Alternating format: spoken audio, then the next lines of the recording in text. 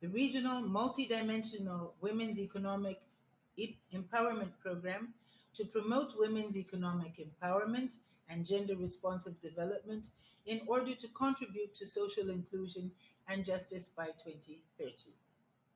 The regional strategy and framework for action to addressing gender based violence 2019-2030 aims to provide a common platform and guidance at regional and member states levels for effective, holistic, and coordinated approach for addressing gender based violence, consistent with Part 6 on Gender Based Violence Articles 2025 of the SADC Protocol on Gender and Development. The Regional Strategy on Women, Peace and Security 2018-2022 to implement UNSCR 1325 and its associated resolutions. Its goal is to ensure that women fully and meaningfully participate in SADC's peace and security structures and processes through mainly mainstreaming gender into the SADC's peace and security architecture. Chairperson, in the light of the above, we are routinely interrogating our progress in the implementation of all our gender instruments and commitments as enshrined in RISDP, the SADC Indicative Plan for the Organ on Politics, Defense, and Security Cooperation, and our Protocol on Gender and Development in order to identify key challenges.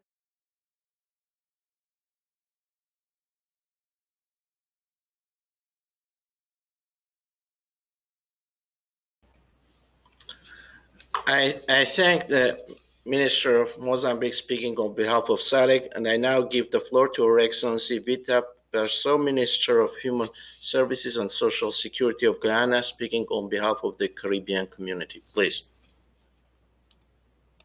Mr. Chairman, I'm honored to speak today on behalf of the 14 member states of the Caribbean Community, CARICOM. I assure you and the members of the Bureau of CARICOM's full support and cooperation in the execution of the Commission's work. The annual session of the Commission on the Status of Women provides us with an opportunity to review progress made in the implementation of the Beijing Declaration and Platform for Action and renew our shared commitments to achieving gender equality and the empowerment of women and girls. We're now in the decade of action to deliver the Sustainable Development Goals, and it is imperative that introspection is followed by action. It is a travesty that 25 years after Beijing, no country has achieved gender parity. This year's theme of women's full and effective participation and decision making in public life, as well as the elimination of violence, is timely. Both elements are critical to achieving gender equality and the Sustainable Development Goals. Women are playing an essential role in the socio-economic and political development of the CARICOM region and can be found in leadership positions in every sphere of influence, including politics, public services, business, and in civil society. There is, however, still much work to be done. The UN Secretary General's report, released in 2020, highlights that worldwide women are still underrepresented in public life and decision making. Less than 7% of the heads of state are women, and while the proportion of women in parliament has doubled globally since 1995, men still hold 75% of seats. While not present in large numbers, historically, women in the Caribbean community have been actively involved in politics and have made important contributions to the legislative agendas in their respective countries. They have established themselves as dependable partners in the development process and play a crucial role in promoting sustained and inclusive economic growth and in poverty eradication. They also continue to be influential through their involvement in civil society, women's organizations, as well in other civic engagement, including academia. Through these channels, women have been vocal in advancing the human rights of women and girls and advocating for legislative and policy changes. While women in the region occupy more ministerial posts today, they're still very much outnumbered by men. On average, less than 30% of ministerial portfolios are held by women. Among the primary barriers to women's participation in public and political life are gender stereotypes and cultural and negative social norms. Often, Women are judged by different standards than men and are perceived as not being tough enough to be political leaders. In addition, the private lives of women politicians are scrutinized more strictly than their male counterparts. Women in the private sector face similar challenge. Mr. Chairman, there must be an enabling environment for women to achieve full and effective participation decision making in public life, with men as equal partners. In this regard, we emphasize the importance of family and the need for there to be shared responsibilities and a home environment that gives equal opportunities to boys and girls and that is free from violence. Childcare, education, healthcare, and robust social protection services are essential parts of this equation. The provision of education remains a strong focus in all CARICOM countries. Women and girls are encouraged to pursue their ambitions and their achievements are celebrated. However, while women in the region are more likely than men to have tertiary education, this does not always translate into higher earnings. A recent study suggests that women need to have higher educational levels if they want earnings at the same level as men. Despite higher access to and performance in secondary and tertiary education, they tend to have lower level and lower paying jobs and dedicate 3 times more time to unpaid work than men. In all countries of the region, the employment rate is lower for women, though it should be noted that recent statistics show that women are more likely than men to be employed by government. Mr. Chairman, the COVID-19 pandemic has deepened gender inequalities and increased poverty. Women are disproportionately affected by unemployment, and COVID related restrictions have dramatically increased the unpaid care and domestic burdens of women and girls, reflective of an entrenched gender division of labor. Violence against women and girls has escalated and schools disrupted.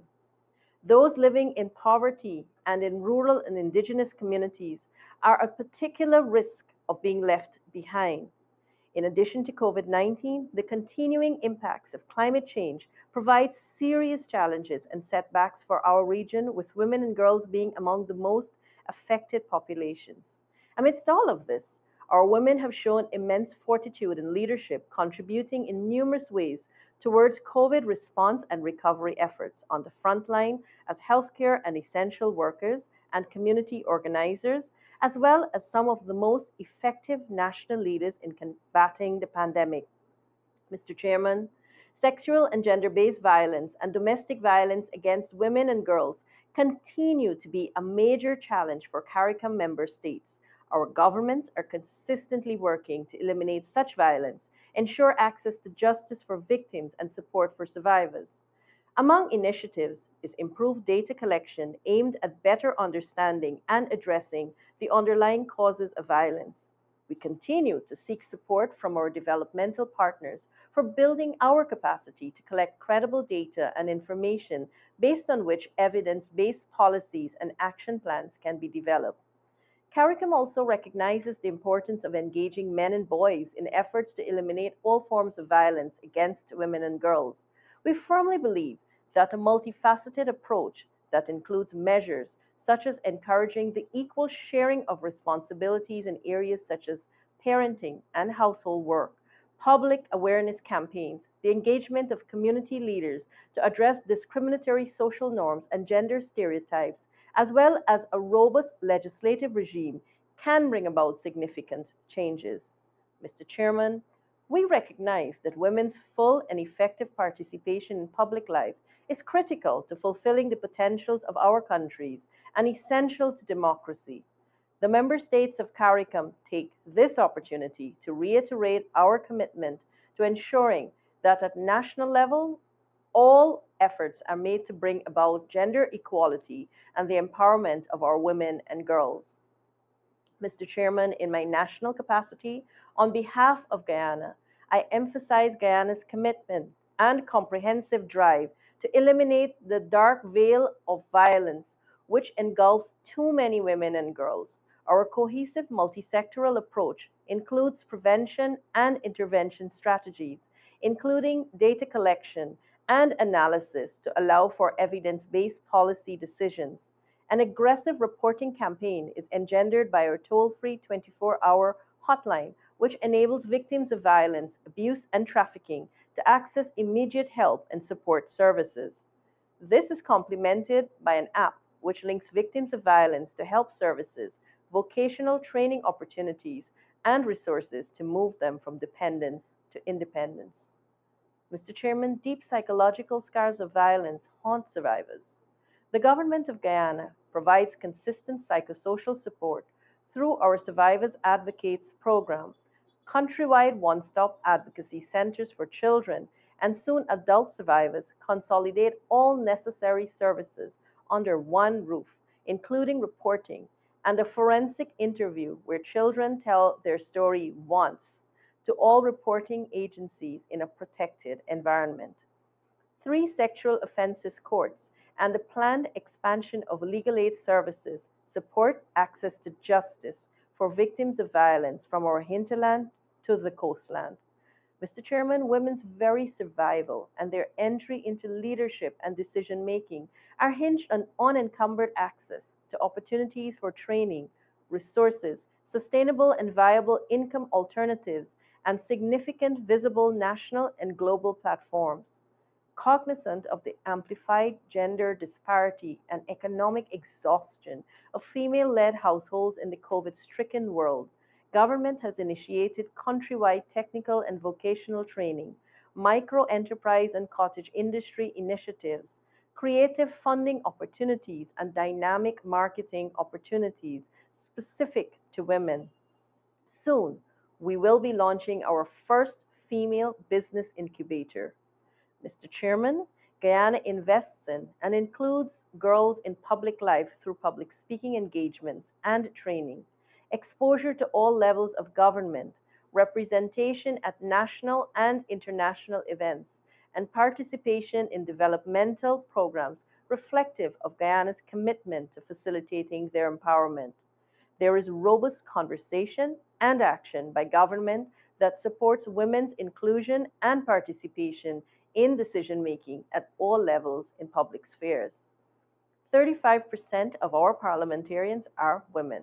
Mr. Chairman, it is through our consistent global advocacy that barriers limiting women's full and effective participation in public life can be demolished, paving the way for dynamic and successive generations of female leaders across continents. I thank you. I thank the Minister of Human Services and Social Security of Guyana for her statement. And now I give the floor to His Excellency Fernando Elizo Freire, Minister for Sports and Family and Social Inclusion of Cabo Verde, speaking on behalf of community of Portuguese-speaking countries. Please. Excelências, agradecemos esta oportunidade de podermos estar mais uma vez perante vós, Excelências, a pronunciarmos-nos em nome da comunidade dos países de língua portuguesa, na abertura da Comissão sobre a Situação da Mulher das Nações Unidas, num contexto singular causado pelas limitações decorrentes da pandemia causada pela Covid-19. It is an honor and privilege to be able to speak at a distinguished forum, even more so in Portuguese, a language that unites more than 260 million people in 4 different continents. For CPLP members, this community has been a privileged forum for sharing experiences and congregation of efforts around the common battles, in particular, the promotion of gender equality and empowerment of all women and girls, particularly in the last year. During the 25 years of existence of this community, the adoption of the Beijing Platform of Actions throughout the Beijing Declaration as one of the guiding documents for the member state actions allowed the adoption of a wide range of recommendations aimed at removing obstacles of the active participation of women in all spheres at all levels of public and private life in order to guarantee their full participation in decision making on political,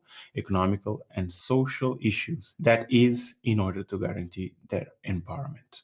Reiterating the joint effort that has been made by member states in order to materialize the Beijing recommendation, it is recognized that COVID-19 has become a risk not only for the public health of our population, but also for our economies and social peace, putting at risk the achievement in the empowerment of women, recalling their vulnerability in crisis situations such as the one we currently face. In July 2018, at the 12th Conference of Heads of States and Government, where under the motto People, the Culture, the Oceans, Cabo Verde assumed the pro tempore presidencies of the CPLP. The need for the full implementation of the Beijing Platform for Actions and mainstreaming the gender equality throughout the 2030 Agenda for Sustainable Development was adopted. On the occasion, a resolution was approved on gender equality and empowerment of women and girls of the Community of Portuguese-speaking countries, CPLP, where it is recommended in a regular, systematic, and cross-cutting manner the integration of gender equality and empowerment of women and girls dimension in planning, budgeting, drafting, implementing, monitoring, and evaluating legislation and all national policies in member states.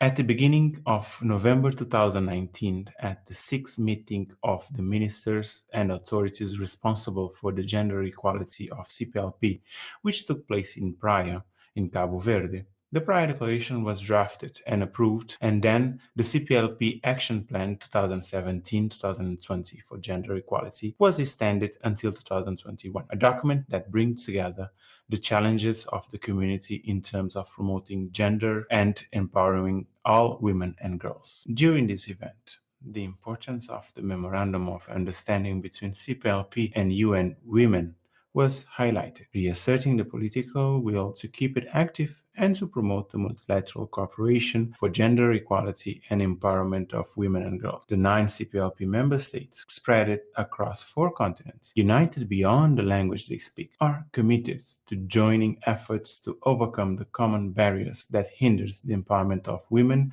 and girls, as well as all forms of violence against them, in particular female genital mutilation, child marriage, and human trafficking. Excellencies, every year, hundreds, if not thousands, of women and girls are victims of various forms of sexist violence, many of them being extreme victims, meaning murdered. In this sense, the CPLP strengthened its efforts in this fight, declaring in all member states an active fight for the elimination of gender-based violence against women and femicide as a top priority, championing zero tolerance. Taking into account the global context, the member states virtually met on June 29, 2020 to discuss the impact of COVID-19 on gender equality in CPLP, the exchange of experience to avoid setbacks in post-pandemic, a real threat not only for the community, but for all countries in the world. For us, representatives of Portuguese-speaking countries, this is a fight that should unite countries, communities, regions, and the world. And for this reason, we urge you, once again, an effort aimed at combating this pandemic. It's never too much to appeal to us to join the community of Portuguese-speaking countries on this quest that has been going for a quarter of a century in the promotion and protection of human rights of all women and girls, engaging also men and boys in this walk, leaving no one behind. Thank you for your attention.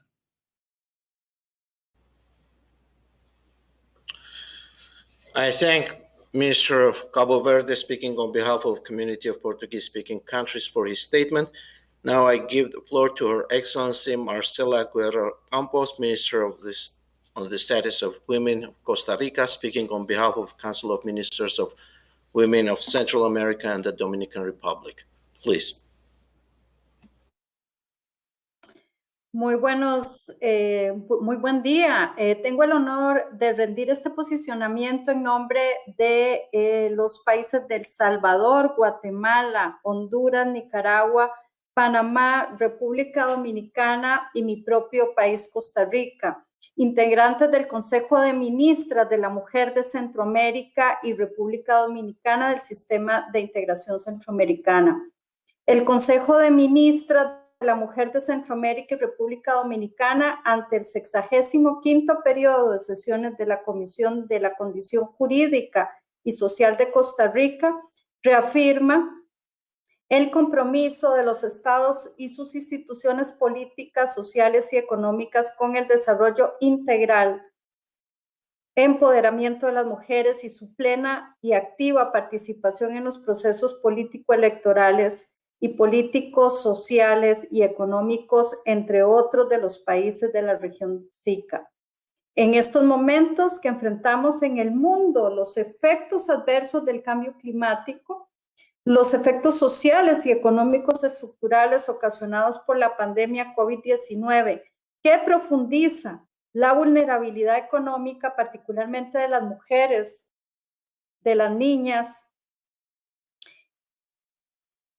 de los países en desarrollo, es urgente unir esfuerzos para construir sociedades más justas e inclusivas en el mundo actual, en el cual los países nos veamos como hermanos y trabajemos de la mano socialmente por el bien común. La pandemia COVID-19 ha venido a profundizar las ya existentes brechas de desigualdad en el desarrollo de las mujeres, de tal forma que esta ha significado una regresión en los avances de los derechos humanos de las mismas, obtenidos con tanto esfuerzo en el ámbito subregional y nacional. Así lo evidencian los diversos informes y diagnósticos desarrollados tanto en el ámbito nacional como subregional y regional. La pandemia ha ocasionado profundos y diferenciados efectos en la vida de las mujeres, de tal forma que ha puesto de manifiesto una vez más la fragilidad de su empoderamiento económico por caída de sus ingresos, debido a que la mayor parte de los mismos dependen de la economía informal y el sector de servicios, especialmente los servicios domésticos, seriamente limitados por la falta de movilidad, principalmente en aquellos países donde se toman medidas de confinamiento, lo que consecuentemente generó la pérdida de sus ingresos reales, al mismo tiempo que aumentó su carga de cuidado doméstico en sus hogares a personas afectadas por la pandemia COVID-19. Esta nueva realidad ha producido una sobrecarga de trabajo en el hogar para la mujer, atendiendo el trabajo productivo y de cuidado de manera simultánea.